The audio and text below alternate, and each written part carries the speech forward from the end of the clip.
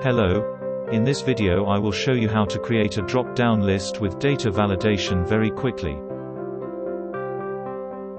Our task will be to create a range of cells into which it will be possible to enter only previously defined words. For this purpose, we create a new sheet in which we enter the target departments.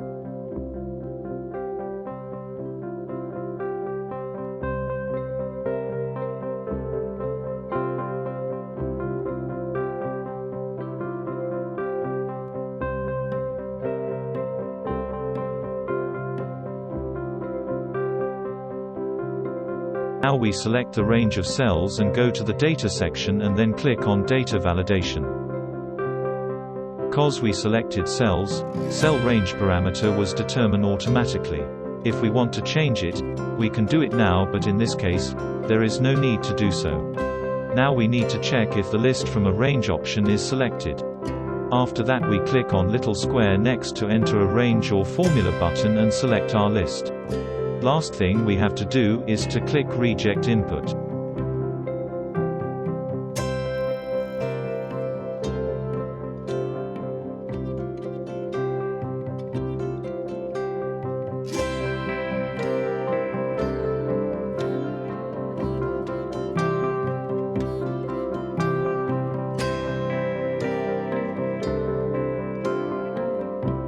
As we see, data validation works correctly.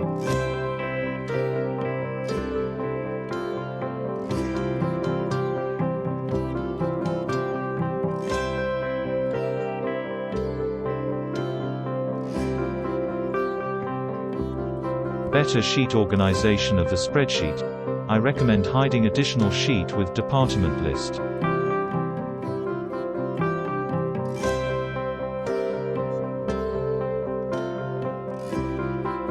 Can unhide our sheet and add some data every time we need.